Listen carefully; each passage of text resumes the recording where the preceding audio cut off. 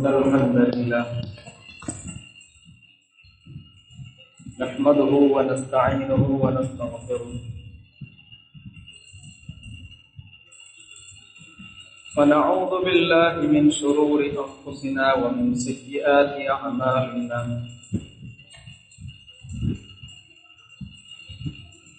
من يهده الله فلا مضل له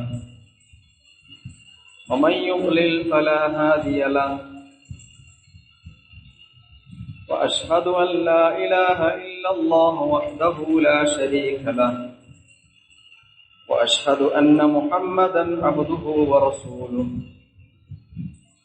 أرسله بالهدى بشيرا ونذيرا بين يدي الساعة اللهم صل على محمد وعلى أزواجه وذريته كما صليت على آل إبراهيم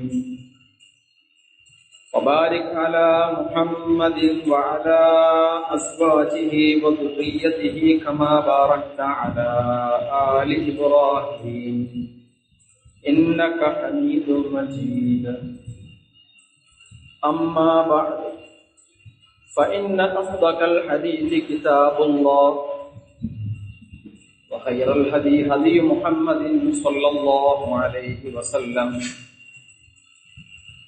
وشر الأمور محدثاتها وكل محدثة بدعة وكل بدعة ضلالة وكل ضلالة في النار عباد الله أوصيكم وإياي أولا بتقوى الله يا أيها الذين آمنوا اتقوا الله حق تقاته ولا تموتن إلا وأنتم مسلمون. ആദരണീയരായ സത്യവിശ്വാസികളെ സത്യവിശ്വാസിനികളെ, പ്രപഞ്ചത്തിന്റെ സൃഷ്ടാവും പരിപാലകനുമായ അല്ലാഹുവിന്റെ വിധിവിലക്കുകൾ ജീവിതാന്ത്യം വരെ യഥാവിധി പാലിച്ച് നിലകൊള്ളണം. ആ വിഷയത്തിൽ തഖ്വ മുറുകെ പിടിക്കണം എന്നോട് നിങ്ങളോട് വസിയത്ത് ചെയ്യുക,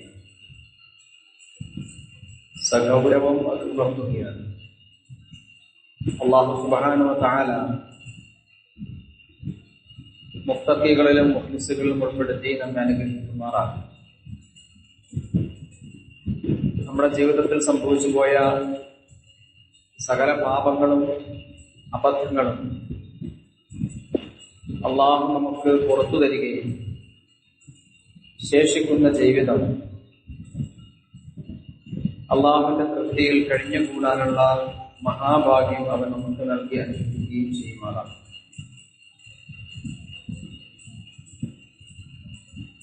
സഹോദരങ്ങളെ, അല്ലാഹു സുബ്ഹാനഹു വ തആല ഈ സമൂഹത്തിലേക്ക് പ്രവാചകന്മാരുടെ വരവിന് ശേഷം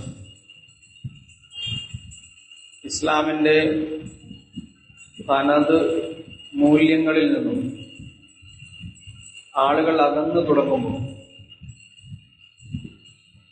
സമൂഹത്തെ അത് ബോധ്യപ്പെടുത്തുന്നതിന് വേണ്ടി മുജദ്ദിദുകളെ നിയോഗിക്കുമെന്ന് റസൂലുള്ളാഹി സ്വല്ലല്ലാഹു അലൈഹി വസല്ലമിന്റെ ഒരു തിരുവചനത്തിൽ നമുക്ക് കാണാൻ കഴിയും.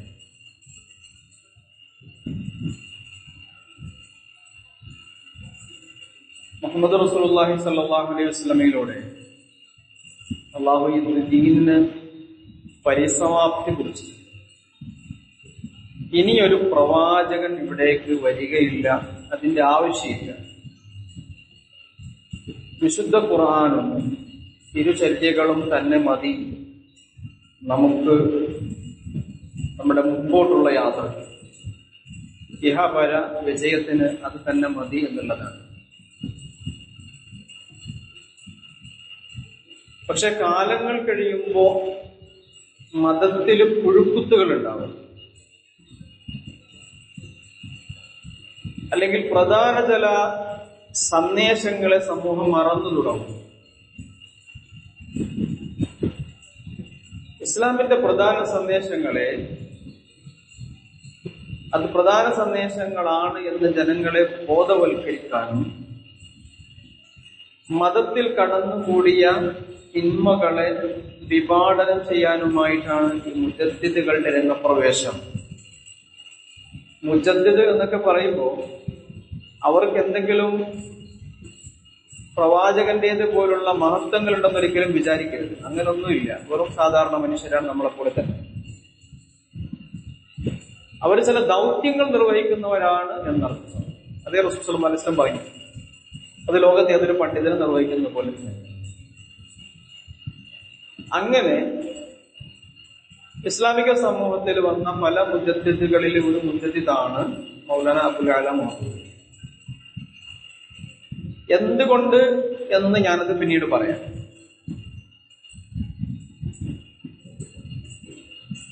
ചിശ്തി സൂഫി പരമ്പരയിൽ ജനിച്ച ഒരു തങ്ങളായിരുന്നു അദ്ദേഹം. ഞാൻ അദ്ദേഹത്തിന്റെ മഹത്വം പറയാനല്ല ഉദ്ദേശിക്കുന്നത്, വേറൊരു വിഷയത്തിലേക്ക് വരാനാണ്. അജ്ഞരായ ജനങ്ങൾക്ക് മന്ത്രിച്ച വെള്ളം കൊടുത്ത് മലപ്പുറത്തും മുടിക്കലൊക്കെയുള്ള ചില തങ്ങന്മാര് ജീവിക്കാറുണ്ടല്ലോ. അങ്ങനെയുള്ള സയ്യിദന്മാരെ പോലെ സുഖസുന്ദരമായി അദ്ദേഹത്തിന് ജീവിച്ചാൽ മതിയായിരുന്നു. അദ്ദേഹത്തിന്റെ സഹോദരൻ ഇത്തരത്തിലുള്ള മന്ത്രപ്പണിയൊക്കെ ചെയ്ത് പണം സമ്പാദിച്ചതായിട്ട് അദ്ദേഹം പറയുന്നുണ്ട്. കാരണം ആളുകൾ സയ്യിദ് കുടുംബത്തിന് വകവെച്ചു കൊടുത്ത ഒരു പണിയാണ് മന്ത്രിക്കാൻ നിൽക്കുക എന്നുള്ളത്. പക്ഷെ തന്റെ യഥാർത്ഥ ദൗത്യം അതല്ല എന്ന് അദ്ദേഹം മനസ്സിലാക്കി. ഖലീഫത്തുല്ലാഹി ഫിൽ അർള്, ഭൂമിയിൽ അള്ളാഹുവിന്റെ പ്രതിനിധി എന്നുള്ള നിലക്ക് ഭാരിച്ച ചില ഉത്തരവാദിത്തങ്ങൾ തനിക്ക് നിർവഹിക്കാനുണ്ടെന്ന് ആ മനുഷ്യൻ മനസ്സിലാക്കി. അതിനുവേണ്ടിയുള്ള ഇടപെടലുകൾ, ആ ലക്ഷ്യ പൂർത്തീകരണത്തിന് വേണ്ടിയുള്ള സംഘടനാ രൂപീകരണം, അത് വളരെ സംവിധാനത്തിൽ തന്നെ കേഡർ സ്വഭാവത്തോടുകൂടി, കൈവിടാത്ത അച്ചടക്കത്തോടുകൂടി, കർക്കശ നിബന്ധനകളോടെ അംഗത്വം നൽകിക്കൊണ്ട് കേന്ദ്രീകൃത സ്വഭാവമുള്ള സംഘടന. വളരെയേറെ പഠനങ്ങൾ ആ വിഷയത്തിൽ നടത്തിയിട്ടാണ് അദ്ദേഹം അങ്ങനെ ഒരു സംവിധാനം രൂപീകരിച്ചത്. അദ്ദേഹത്തിന്റെ ജീവിതകാലത്തുണ്ടായിരുന്ന കബീർ ബ്രദേഴ്സ് എന്നറിയപ്പെടുന്ന രണ്ട് സഹോദരന്മാരുടെ മാക്സിസം സ്റ്റഡി ക്ലാസ്സിൽ യുവാവായിരിക്കെ മൗദൂദി പതിവായി പങ്കെടുക്കാറുണ്ടായിരുന്നുവെന്ന്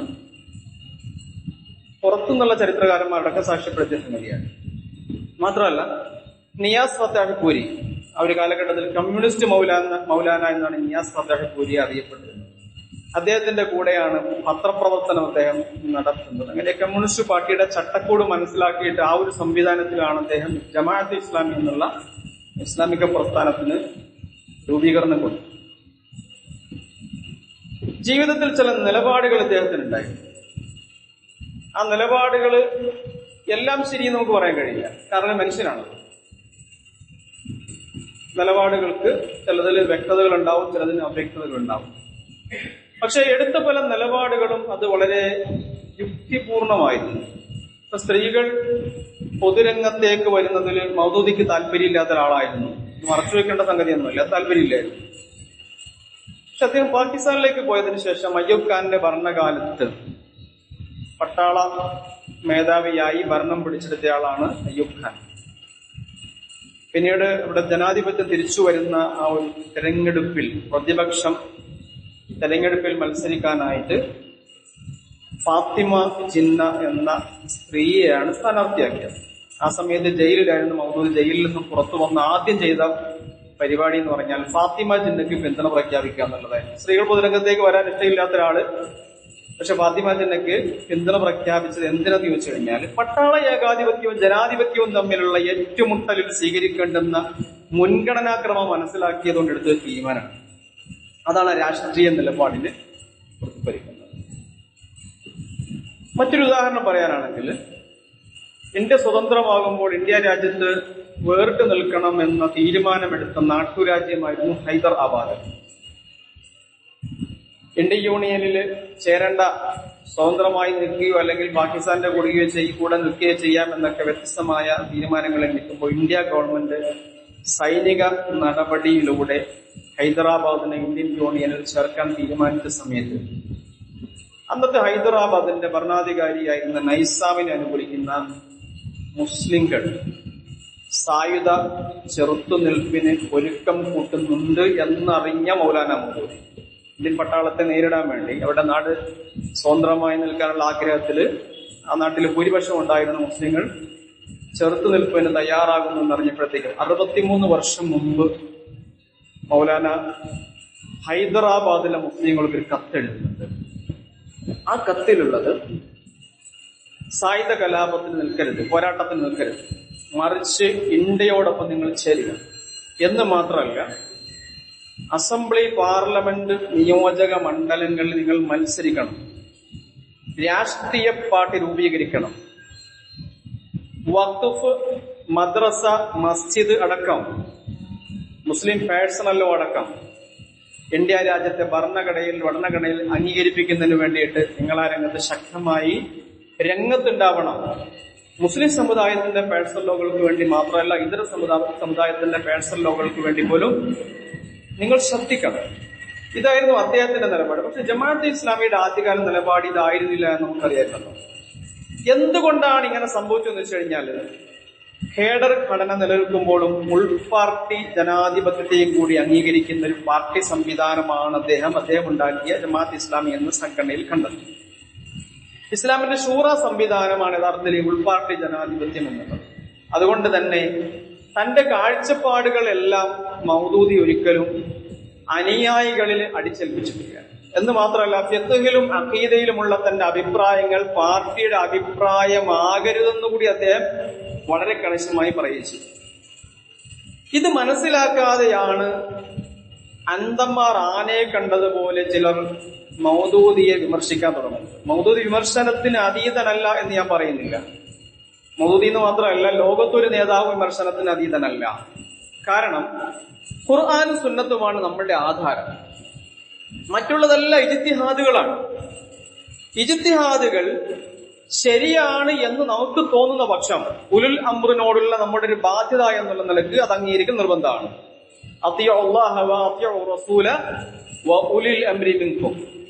നിങ്ങൾ അള്ളാഹുവിനെ അനുസരിക്കുക, അള്ളാഹുവിന്റെ റസൂലിനെ അനുസരിക്കുക, ഉലുൽ അംറിനെ അനുസരിക്കുക. പക്ഷേ ഉലുൽ അംർ ഫഇൻ തനാസഉ, ഉലുൽ അംറുകൾക്കിടയിൽ അഭിപ്രായ വ്യത്യാസം വന്നാൽ പിന്നീട് വരുന്ന ഈ മുജദ്ദിദുകളാവട്ടെ അല്ലാത്ത പണ്ഡിതന്മാരാവട്ടെ അവര് ഖുർആനും ഹദീസും വെച്ചുകൊണ്ടുള്ള അവരുടെ ഗവേഷണത്തിൽ ഇജ്തിഹാദിൽ അഭിപ്രായ വ്യത്യാസങ്ങൾ ഉണ്ടാവാം. ഫിഖ്ഹി രംഗത്തെ ഫിഖ്ഹിനെ കുറിച്ച് പറയുമ്പോഴത്തേക്ക് ഇമാം അബൂ ഹനീഫ റഹ്മഹുല്ലാ, ഇമാം ഷാഫിഈ റഹ്മഹുല്ലാ, മാലിക് ഇബ്നു അനസ്, അഹ്മദ് ഇബ്നു ഹംബൽ തുടങ്ങിയ മഹാരഥന്മാരായ പണ്ഡിതന്മാർ പല ഫിഖ്ഹി വിഷയങ്ങളും വമ്പിച്ച അഭിപ്രായ വ്യത്യാസങ്ങൾ അവർക്കിടയിലുണ്ട്. അത് ഇജ്തിഹാദിയായ നിലക്കുണ്ടായ അഭിപ്രായ വ്യത്യാസങ്ങളാണ്. ഖുർആനിൽ നിന്നും ഹദീസിൽ നിന്നും അവര് മനസ്സിലാക്കിയതനുസരിച്ച് ജനങ്ങൾക്ക് മുമ്പിൽ അവർ അവതരിപ്പിച്ചതാണ്. അപ്പൊ നമ്മൾ എന്താ ചെയ്യുക? ഈ ആളുകളുടെ അഭിപ്രായങ്ങളിൽ ഏറ്റവും ഖുർആനോടും ഹദീസിനോടും ഒട്ടി നിൽക്കുന്ന, യോജിച്ചു നിൽക്കുന്ന അഭിപ്രായങ്ങൾ ഏതാണോ ആ അഭിപ്രായത്തെ പിൻപറ്റാനാണ് ഫറുദ്ദൂഹു ഇലല്ലാഹി വറസൂലിഹി എന്ന് പറയാണ്. അങ്ങനെ ഈ ഉലുൽ അംറുകൾ, നിങ്ങളുടെ പണ്ഡിതന്മാർ, നിങ്ങളുടെ നേതാക്കൾ തമ്മിൽ ഭിന്നത വന്നു കഴിഞ്ഞാൽ പിന്നെ നിങ്ങൾ എങ്ങോട്ട് ചെയ്യണം? അപ്പൊ നിങ്ങൾ ഏതെങ്കിലും നേതാവിന്റെ പക്ഷം പിടിക്കാന്നുള്ളതല്ല, നിങ്ങൾ അള്ളാഹുലേക്കും റസൂലിലേക്ക്, ആത്യന്തികമായി നിങ്ങൾ അള്ളാഹുലേക്കും റസൂലിലേക്കും ചെയ്യണം. അപ്പൊ ഈ ഇജ്തിഹാദിന്റെ ഭാഗമായ നയനിലപാടുകളിൽ നമുക്ക് ഏതൊരു പണ്ഡിതനോടും യോജിക്കുകയോ വിയോജിക്കുകയോ ചെയ്യാം. ആ അർത്ഥത്തിൽ മൗലാന മൗദൂദിയോട് നമുക്ക് വിയോജിക്കാം. എന്നാൽ അദ്ദേഹം മുന്നോട്ട് വെച്ച ചില സങ്കേത രൂപങ്ങൾ അദ്ദേഹത്തോടുള്ള വെറുപ്പ് കാരണമായി എതിർക്കുന്നത് ദീനിന് പുറത്തേക്കുള്ള വഴിവെട്ടലാണെന്ന് നമ്മൾ മനസ്സിലാക്കേണ്ടത്. ഞാൻ പറയുന്നത് എന്താണെന്ന് നിങ്ങൾക്ക് മനസ്സിലാവില്ലായിരിക്കാം. അതായത് ഏതെങ്കിലും ഒരു വ്യക്തിയോടുള്ള എതിർപ്പ് കാരണമായി അയാള് പറഞ്ഞ മുഴുവൻ സംഗതികളെയും എതിർക്കാൻ നിന്നാൽ അത് ചിലപ്പോ നമ്മളെ എത്തിക്കുക ഇസ്ലാമിന്റെ പുറത്തേക്കായിട്ട്. മൗലാന മൗദൂദി ഈ സമുദായത്തിന്റെ മുമ്പിൽ അവതരിപ്പിച്ച രണ്ട് സങ്കേത രൂപങ്ങളാണ്. ഒന്ന് ഇഖാമത്തുദ്ദീനും ഹുക്കുമത്തുൽ ഇലാഹി. ഇഖാമത്തുദ്ദീനും ഹുക്കൂമത്തെ ഇലാഹിയും മൗലാന മൗദൂദി കണ്ടുപിടിച്ച ആശയങ്ങളാണെന്നും അതിന്റെ അർത്ഥം മതരാഷ്ട്രം സ്ഥാപിക്കലാണെന്നുമാണ് പലരും ധരിച്ചു വച്ചിരിക്കുന്നത്. യഥാർത്ഥത്തിൽ ഇഖാമത്തുദ്ദീനിന്റെയും ഹുക്കൂമത്തെ ഇലാഹിയുടെയും അർത്ഥം മതരാഷ്ട്രം സ്ഥാപിക്കുക എന്നല്ല. ഈ രണ്ട് ഇസ്തിലാഹാത്തുകളും സാങ്കേതിക രൂപങ്ങളും മൗലാന മൗദൂദി കണ്ടുപിടിച്ചതും അല്ല. എന്തുകൊണ്ട് അല്ല എന്ന് പറയുന്നത് വെച്ച് കഴിഞ്ഞാൽ, വിശുദ്ധ ഖുർആൻ പരിശോധിച്ചു കഴിഞ്ഞാൽ നമുക്ക് കൃത്യമായി ഇഖാമത്തുദ്ദീൻ എന്താണെന്ന് ഖുർആൻ പറഞ്ഞു വെക്കുന്നത്. ഞാൻ ഖുർആനിൽ ആയത്ത് ഓതാം. ശറഅ ലക്കും മിനദ്ദീനി മാ വസ്സാ ബിഹി നൂഹൻ വല്ലദീ ഔഹൈനാ ഇലൈക വമാ വസ്സൈനാ ബിഹി ഇബ്രാഹീമ വമൂസാ വഈസാ അൻ അഖീമുദ്ദീന വലാ തതഫറഖൂ ഫീഹി കബുറ അലൽ മുശ്രികീന മാ തദ്ഊഹും ഇലൈഹി അല്ലാഹു യജ്തബി ഇലൈഹി മൻ യശാ വയഹ്ദി ഇലൈഹി മൻ യുനീബ്. ഖുർആന്റെ ആയത്താണ്.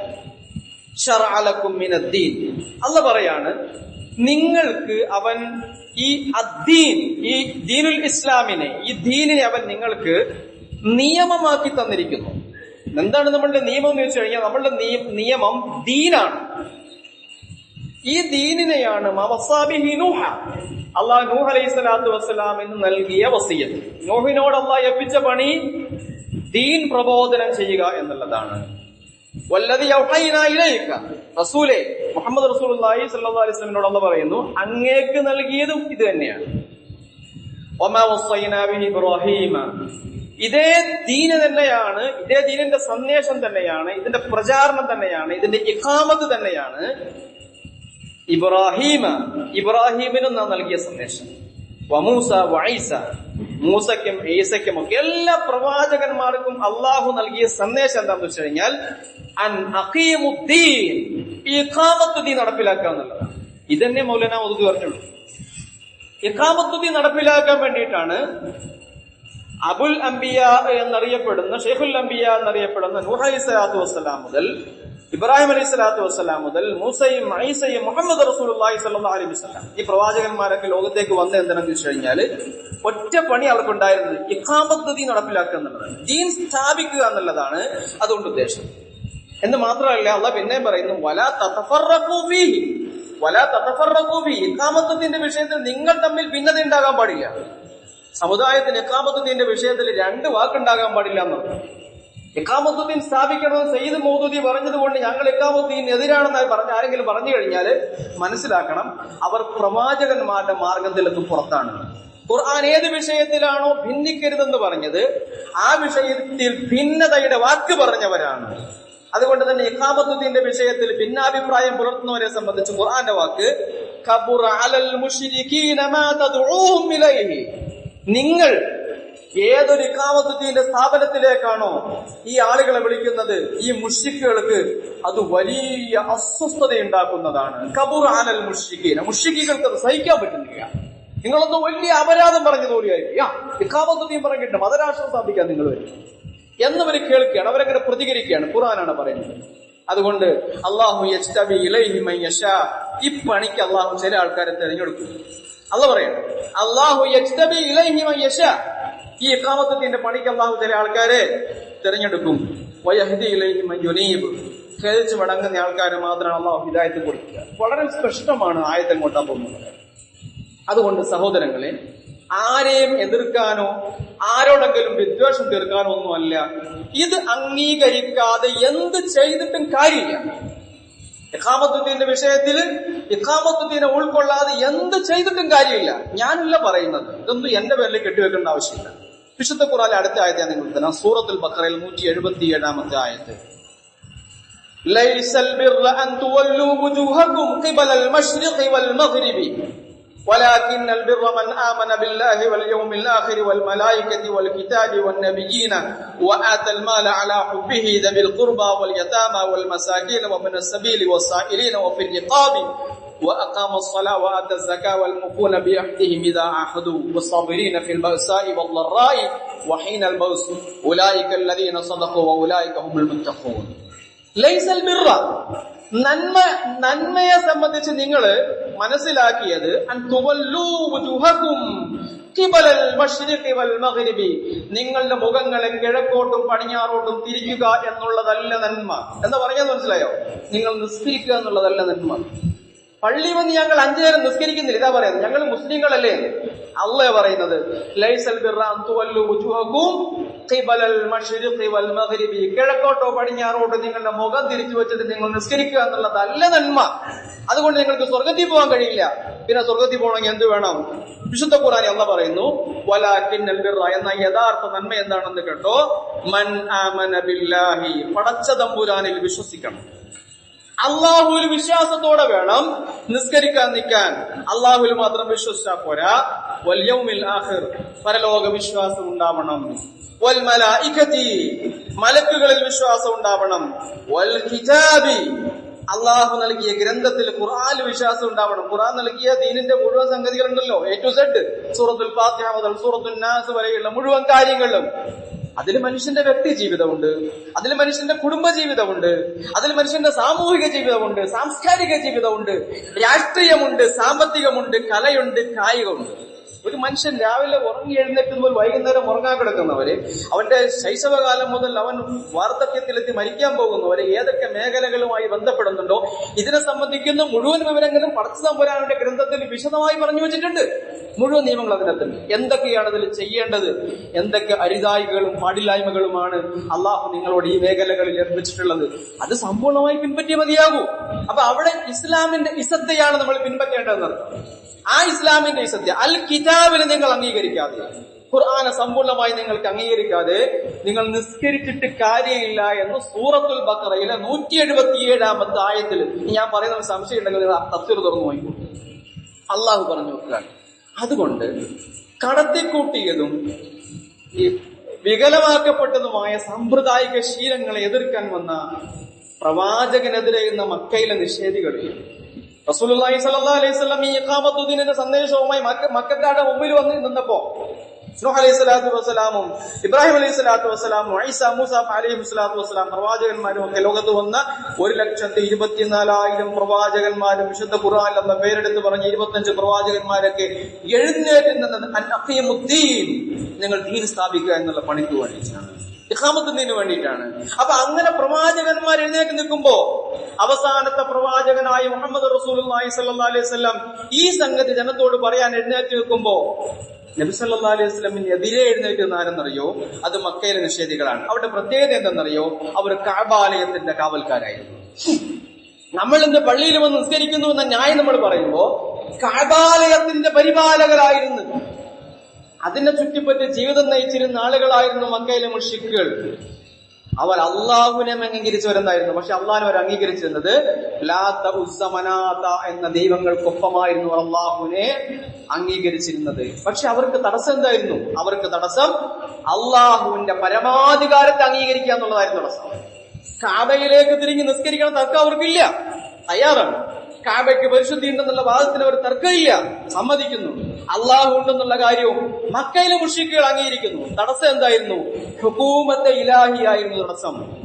അള്ളാഹുവിന്റെ പരമാധികാരമായിരുന്നു അവർക്ക് തടസ്സം. മുഹമ്മദ് റസൂലുള്ളാഹി സ്വല്ലല്ലാഹു അലൈഹി വസല്ലമയെ പ്രവാചകനായി അംഗീകരിക്കാനുള്ള മക്കക്കാരുടെ ഏക തടസ്സം ഹുകൂമത്തെ ഇലാഹിയാണ്. ലാ ഇലാഹ ഇല്ലല്ലാഹ് എന്ന കലിമയായിരുന്നു. അള്ളാഹ് അല്ലാതെ പിന്നെ വേറൊന്നും ആരാധിക്കാനില്ല, അനുസരിക്കാനില്ല എന്ന പടച്ച തമ്പുരാന്റെ ആ പ്രഖ്യാപനം, അത് റസൂലുള്ളാഹി സ്വല്ലല്ലാഹു അലൈഹി വസല്ലം മക്കക്കാരുടെ മുമ്പിൽ എഴുന്നേറ്റ് എന്ന് പറഞ്ഞപ്പോഴാണ് മക്കയിലെ പൂജാരിയായിരുന്ന റസൂലുള്ളാഹി സ്വല്ലല്ലാഹു അലൈഹി വസല്ലമിന്റെ മൂത്താപ്പയായ അബൂലഹബ് അടക്കം എഴുന്നേറ്റ് എന്ന് പറയില്ലേ, തബ്ബല്ലക യാ മുഹമ്മദ് അലിഹാദ ജമഅതന, മുഹമ്മദേ നിനക്ക് നാശം. ഇത് പറയാൻ വേണ്ടിയിട്ടാണോ നീ ഞങ്ങളുടെ മുമ്പിൽ എഴുന്നേറ്റിരുന്നത്? ഈ വെളുപ്പാങ്കാലത്ത് ഞങ്ങളെ സഫാ കുന്നിന്റെ ചുവട്ടിലേക്ക് വിളിച്ചു ചേർത്തത് ഇത് പറയാൻ വേണ്ടിയിട്ടാണോ മുഹമ്മദേ? നിനക്ക് നാശമെന്ന് ആക്രോശിച്ചില്ലേ റസൂൽ സല്ലല്ലാഹു അലൈഹി വസല്ലമിന്റെ മുത്താപ്പയായ അബൂലഹബ്? അള്ളാഹ് ആയത്തിറക്കിയില്ല അബൂലഹബിനെ ഖുർആനിൽ കണക്കെട്ട് പരിഹസിച്ചുകൊണ്ടും ശകാരിച്ചുകൊണ്ടും ശപിച്ചുകൊണ്ടും.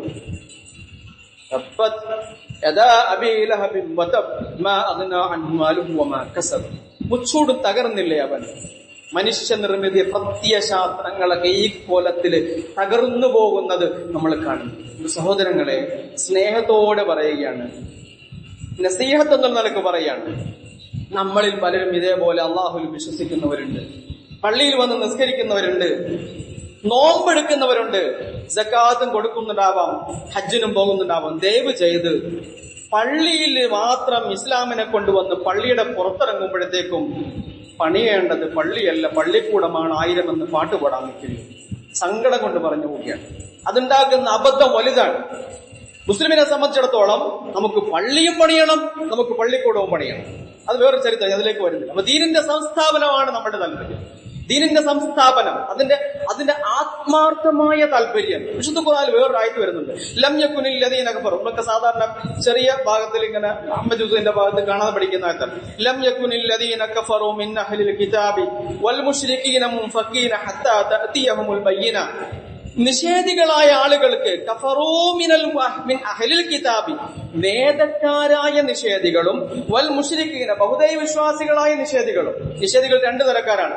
ഒന്ന്, അവർ ബഹുദൈവങ്ങളെ, ബിംബങ്ങളെ ആരാധിക്കുന്ന നിഷേധികളുണ്ട്. വേദക്കാരായ നിഷേധികളുണ്ട്, ക്രൈസ്തവരെ പോലെ. ആ കൂട്ടത്തിൽ നമ്മളും പെടും. നമ്മൾ വേദത്തിന്റെ ആളുകളാണ്. അപ്പൊ നമ്മൾ ഈ വേദത്തെ താങ്ങി ഇങ്ങനെ നടന്നിട്ട് ഈ വേദത്തിലുള്ള മുഴുവൻ കാര്യങ്ങൾ അംഗീകരിക്കാതെ വരുമ്പോൾ ഇതിന്റെ പാർട്ടായ നിഷേധവും ഇതിന്റെ സമ്പൂർണമായ നിഷേധത്തിന്റെ ഫലം ചെയ്യുമെന്ന് വിശുദ്ധ ഖുർആൻ തന്നെ പറയുന്നുണ്ട്. നിങ്ങൾ ഖുർആനിന്റെ ചിലത് അംഗീകരിക്കും,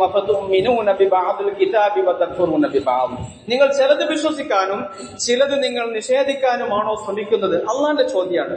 സമ്പൂർണമായ വിശ്വാസമാണ് അള്ളാഹുവിന് വേണ്ടത്. ഈ ആയത്തിൽ അള്ളാഹ് ചോദിക്കുന്നു, പറയുന്നു, വമാ ഉമിറൂ ഇല്ലാ ലിയഅബ്ദുല്ലാഹ. നമ്മളോട് അള്ളാഹു കൽപ്പിച്ചിട്ടുള്ള കൽപ്പന എന്താണ്? വമാ ഉമിറൂ ഇല്ലാ ലിയഅബ്ദുല്ലാഹ. അള്ളാഹുവിനെ ആരാധിക്കണം. എങ്ങനെ ആരാധിക്കണം?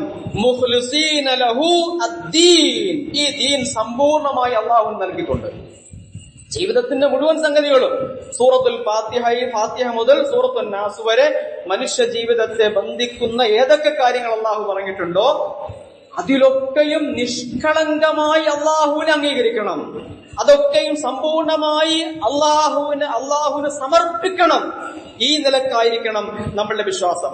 പ്രിയപ്പെട്ടവരെ, പ്രവർത്തന പരിപാടികളോടും നയനിലപാടുകളോടും നമുക്ക് വിയോജിക്കാം. നമുക്കത് ഇഷ്ടപ്പെടുന്നില്ലെങ്കിൽ, ആ പ്രവർത്തന മാർഗം ഇഷ്ടപ്പെടുന്നില്ലെങ്കിൽ നമ്മൾക്ക് വിയോജിക്കാം. അങ്ങനെ വിയോജിച്ച് രാജിവെച്ചു പോകാം. നോക്കൂ, ഈ ഒരു പ്രസ്ഥാനത്തിന്റെ കൂടെ നിന്നിട്ട് വിയോജിച്ച് രാജിവെച്ചു പോയ പണ്ഡിതന്മാരുടെ പേര് ഞാൻ പറഞ്ഞു തരാം. അലീമിയാനെ നിങ്ങൾ കേട്ടിട്ടുണ്ടാവും, മൗലാന മൻസൂർ റഹ്മാനിയെ കേട്ടിട്ടുണ്ടാവും, അടുത്ത കാലത്ത് മരണപ്പെട്ട മൗലാന വഹീദുദ്ദീൻ ഖാൻ.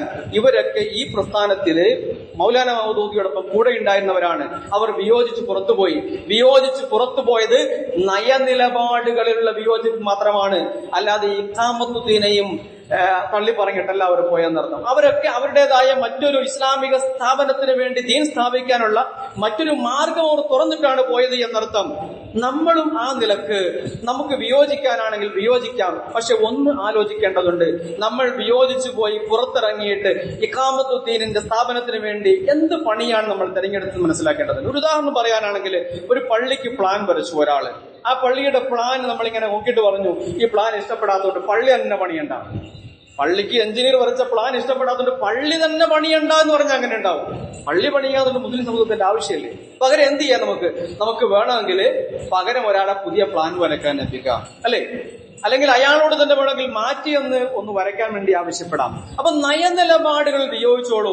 ഇസ്ലാമിന്റെ അടിസ്ഥാന ഭാഗമാണ് ഇഖാമത്തുദ്ദീൻ. അതിന്റെ അർത്ഥം ഒരിക്കലും മതരാഷ്ട്രം സ്ഥാപിക്കുക എന്നേ അല്ല, മറിച്ച് അള്ളാഹുവിന്റെ ദീൻ ലോകത്ത് നടപ്പിലാക്കുകയും അതിനുവേണ്ടി പണിയെടുക്കുകയും പ്രബോധനം നടത്തുകയും ചെയ്യുക എന്നുള്ളത് മാത്രം. അതിന് സായുധ കലാപം ഉണ്ടാക്കാനോ മറ്റെന്തെങ്കിലും റൗഡിപ്പണി ചെയ്യാനോ നാട്ടിൽ പ്രശ്നങ്ങൾ ഉണ്ടാക്കാനോ അല്ല. അള്ളാഹുവിന്റെ റസൂൽ സല്ലല്ലാഹു അലൈഹി വസല്ലം മക്ക മുതൽ മദീന വരെ കാണിച്ചു തന്ന ഇസ്ലാമിന്റെ ഒരു പ്രവർത്തന രീതിയുണ്ട്. ആ പ്രവർത്തന രീതി പിൻപറ്റിക്കൊണ്ട് റസൂൽ ആരോട് തല്ലുണ്ടാക്കാൻ പോയില്ലല്ലോ. മക്ക കാലഘട്ടം നമ്മൾ കാണുന്നുണ്ട്. മദീനയിൽ തന്നെ റസൂലുള്ളാഹി സ്വല്ലല്ലാഹു അലൈഹി വസല്ലം യുദ്ധത്തിന് പോയത് മദീനയെ നിൽക്കാൻ സമ്മതിക്കാതെ വന്നപ്പോഴാണ്. ഈ രീതിയിലുള്ള ഇസ്ലാമിക പ്രവർത്തനമാണ് നമുക്ക് ചെയ്യാനുള്ളത്. ആ ഇസ്ലാമിക പ്രവർത്തനത്തിന് ഇറങ്ങുമ്പോൾ അതിന്റെ നിലപാടുകളോട് വിയോജിച്ചുകൊണ്ട് ഒരിക്കലും അള്ളാഹു നമ്മൾ ഏൽപ്പിച്ച ഭാരിച്ച ഉത്തരവാദിത്തത്തെ തള്ളിപ്പറയല് നമ്മുടെ പര വിജയത്തിന് നഷ്ടമായിട്ടായിരിക്കും അത് കലാശിക്കുക. കാര്യങ്ങൾ ഗൗരവത്തിൽ മനസ്സിലാക്കണം, ആലോചിച്ച് മനസ്സിലാക്കണം. പടച്ച തമ്പുരാൻ കാര്യങ്ങളെ യഥാവിധി മനസ്സിലാക്കാൻ നമുക്ക് തൗഫീഖ് നൽകുമാറാകട്ടെ. സത്യം സത്യമായി കണ്ട് പിൻപറ്റി ജീവിതത്തെ അതിനനുസരിച്ച് ചിട്ടപ്പെടുത്തി പരലോകം രക്ഷപ്പെടുന്ന ആളുകളുടെ കൂട്ടത്തിൽ നാഥൻ നമ്മൾ ഉൾപ്പെടുത്തി അനുഗ്രഹിക്കുമാറാകട്ടെ.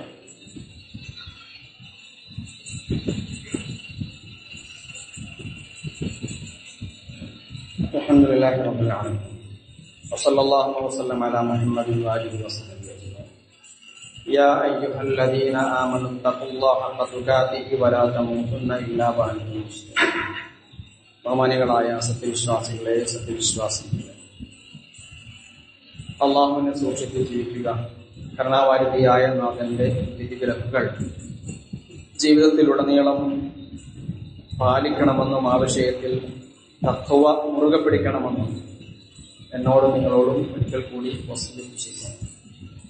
സഹോദരങ്ങളെ, സത്യവിശ്വാസികളെ, അള്ളാഹുവിന് സമ്പൂർണമായി നമ്മുടെ വിശ്വാസം പ്രഖ്യാപിക്കുമ്പോഴാണ് യഥാർത്ഥത്തിൽ നമ്മളൊക്കെ വിശ്വാസികളാവുക. കേവലം കർമ്മങ്ങളും പ്രവർത്തനങ്ങളും കൊണ്ട് നമുക്ക് നമ്മൾ ഉദ്ദേശിക്കുന്ന സ്വർഗത്തിൽ എത്തിച്ചേരാൻ കഴിയില്ല. നിസ്കാരവും നോമ്പും ഒക്കെ നമ്മുടെ വിശ്വാസത്തിന്റെ ഒരു പ്രകടനം മാത്രമാണ്. വില കുറച്ച് കാണുകയല്ല, അത് വേണം. പക്ഷെ അത് വിശ്വാസത്തോടുകൂടി അത് ചെയ്യുമ്പോൾ മാത്രമാണ് അത് ഫലപ്പെടുക. ഇസ്ലാമില് ഈ രണ്ടു തരം മുസ്ലിങ്ങൾ ലോകത്തിൽ കാണാൻ കഴിയും. ഒന്ന് സുന്നി മുസ്ലിങ്ങൾ, മറ്റൊന്ന് ഷിഈ മുസ്ലിങ്ങൾ. ഈ ഷിയ മുസ്ലിങ്ങളെ സംബന്ധിച്ച് മുസ്ലിം പണ്ഡിതന്മാരുടെ ഒരു കാഴ്ചപ്പാടുണ്ട്. ബഹുഭൂരിപക്ഷം പണ്ഡിതന്മാരുടെ അഭിപ്രായത്തിൽ അവർ ഇസ്ലാമിന് പുറത്താന്നാണ്. ഞാൻ ആ ഒരു അഭിപ്രായം പറയാൻ വേണ്ടിയല്ല, എന്തുകൊണ്ട് എന്ന് പറയാൻ വേണ്ടിയിട്ടാണ്. അവരുടെ വിശ്വാസമുണ്ട് ഖുർആനിൽ കുറച്ച് അബൂബക്കറും ഉമറും എടുത്തു മാറ്റിയിട്ടുണ്ട്. ഇതാ വിശ്വസിക്കുന്നത്. ഖുർആനിലെ 2 സൂറത്തുകൾ തന്റെ ഖിലാഫത്ത് ഉറപ്പിക്കാൻ വേണ്ടി അബൂബക്കറും ഉമറും എടുത്തു മാറ്റിയിട്ടുണ്ട്. അപ്പൊ അപൂർണമായൊരു ഖുർആനാണ് നമ്മളുടെ കയ്യിലുള്ളത്. ഇത് ഷിയാക്കളുടെ പ്രശ്നമാണ്. അപ്പൊ അപൂർണമായ ഖുർആനെ വിശ്വസിക്കണം. അപൂർണമാണ് ഖുർആൻ എന്ന് വിശ്വസിക്കുന്നതോടുകൂടി ഖുർആനുള്ള വിശ്വാസം ഇല്ലാതായി. എങ്ങനെയാ ഖുർആനെ വിശ്വസിക്കേണ്ടത്? നമ്മുടെ കയ്യിലുള്ള ഈ ഖുർആൻ, ഇത് ജിബ്രീൽ അലൈഹി സ്വലാത്തു വസ്സലാം മുഹമ്മദ് റസൂലുള്ളാഹി സ്വല്ലല്ലാഹു അലൈഹി വസല്ലം നൽകിയ ആ സമ്പൂർണമായ ഖുർആനാണ്. ഇതിലൊരു കുറവുമില്ല. ഇതിലേക്ക് ഇനി ഒന്നും വരാനില്ല, ഒന്നും കൂട്ടാനില്ല. അള്ളാഹു നൽകി അങ്ങനത്തെ നമ്മുടെ കയ്യിലുണ്ടെന്ന് വിശ്വസിക്കണം. ആ നിലക്കാണ് നമ്മളുടെ എല്ലാ വിശ്വാസവും എല്ലാ പ്രവർത്തനങ്ങളും കൊണ്ടുപോകേണ്ടത്. ഒരു മുസ്ലിം എന്നുള്ള നിലക്ക് നമ്മൾക്ക് ചില രാഷ്ട്രീയ തീരുമാനങ്ങൾ എടുക്കേണ്ടി വന്നേക്കാം. വ്യത്യസ്ത രാഷ്ട്രീയ പാർട്ടികളിൽ പ്രവർത്തിക്കുന്ന ആളുകളുണ്ട്. അതെന്തിനെന്ന് വെച്ച് കഴിഞ്ഞാല് നമ്മുടെ ഈ ഭൗതിക ജീവിതത്തിലെ സൗകര്യത്തിന് വേണ്ടി ഈ നാട്ടില് പാലവും റോഡും സംഗതികളൊക്കെ ഉണ്ടാക്കുന്നുണ്ട്. അതിന് ചില പാർട്ടികളുടെ കൂടെ നിൽക്കുമ്പോൾ നമുക്കിത് മെച്ചം ഉണ്ടാക്കി നിൽക്കാം. അത് ഭൗതികമായ നിലക്കുള്ള നമ്മളുടെ ആവശ്യത്തെ പൂർത്തീകരിക്കാൻ വേണ്ടി മാത്രമായിരിക്കണം ആ സഹകരണം ഒരിക്കലും നമ്മുടെ അഖീദയിലേക്ക് പടർന്നു കയറരുത്. എന്ന് പറഞ്ഞാൽ നമ്മൾ എവിടെ നിന്നാലും മുസ്ലിമായി നിൽക്കണം. നമ്മളുടെ വിശ്വാസം അവിടെ കൊണ്ടേ കളഞ്ഞു കുളിക്കല്. ആ നിലക്കാണ് നമ്മൾ ചില ഇലക്ഷനുകളൊക്കെ വരുമ്പോഴത്തേക്കും ചില രാഷ്ട്രീയ നിലപാടുകളൊക്കെ പ്രഖ്യാപിക്കുന്നത്. ആ നിലക്ക് മാത്രമേ ആകാം. മുസ്ലിമിന്റേതായ ഒരു വ്യക്തിത്വം ഉണ്ടാവണം, ഒരു പ്രത്യേകത ഉണ്ടാവണം. അതാണ് അള്ളാഹു നമ്മളോട് ആവശ്യപ്പെടുന്നത്. ആ നിലക്കായിരിക്കണം. അതിനാണ് ഇഖ്ലാസ് എന്ന് പറയുന്നത്. അള്ളാഹു സുബ്ഹാനഹു വ തആല കാര്യങ്ങളൊക്കെ യഥാവിധി മനസ്സിലാക്കാൻ നമുക്ക് തൗഫീഖ് നൽകണം. അഭിപ്രായ വ്യത്യാസങ്ങളെ കുറിച്ചല്ല ഞാൻ പറഞ്ഞത്. നമ്മൾ എത്തിപ്പെടേണ്ടുന്ന ഒരു പ്രധാന സംഗതിയെ കുറിച്ചിട്ടാണ്. അതാ കാര്യങ്ങൾ ശരിയായ നിലക്ക് മനസ്സിലാക്കാനുള്ള തൗഫീഖ് ഞങ്ങൾക്ക് നൽകി. ഏതെങ്കിലും വ്യക്തികളോടോ സംഘടനകളോടോ ഒക്കെയുള്ള വിദ്വേഷം നിന്റെ ദീനിനെ നിരാകരിക്കുന്ന അവസ്ഥയിലേക്ക് നീ എത്തിക്കല്ലേ അല്ലാഹ്. പരസ്പരം ഞങ്ങൾക്ക് ഏറ്റവും ആവശ്യം സ്വർഗമാണ്.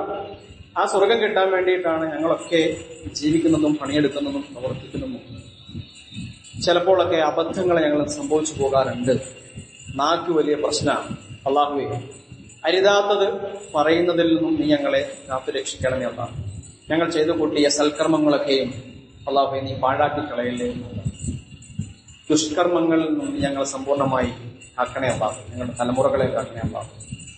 നാളെ മഹ്ശറയിൽ നിന്റെ മുമ്പിൽ നിന്റെ ദീനിന്റെ പ്രബോധകരായി നീ പ്രിയപ്പെട്ട നബിമാർക്കും സഹാബികൾക്കും ശുഹദാക്കൾക്കും സാലികൾക്കുമൊപ്പം കൂടെ നിൽക്കാൻ ഞങ്ങൾക്ക് നീ തൗഫീഖ് നൽകി അനുഗ്രഹിക്കണമല്ലാ. നിന്റെ അർശിന്റെ തണൽ നീ ഞങ്ങൾക്ക് തന്ന് ഞങ്ങളെ ബഹുമാനിക്കണേ. ربنا آتنا في الدنيا حسنة وفي الآخرة حسنة وقنا عذاب النار ربنا تقبل منا إنك أنت السميع العليم وتب علينا إنك أنت التواب الرحيم اللهم أعز الإسلام والمسلمين وأذل الشرك والمشركين اللهم إنا نعوذ بك من فتنة القبر ومن عذاب القبر ومن عذاب النار ونسألك الفردوس الأعلى ربنا آتنا في الدنيا حسنة وفي الآخرة حسنة وقنا عذاب النار ربنا تقبل منا إنك أنت السميع العليم وتب علينا إنك أنت التواب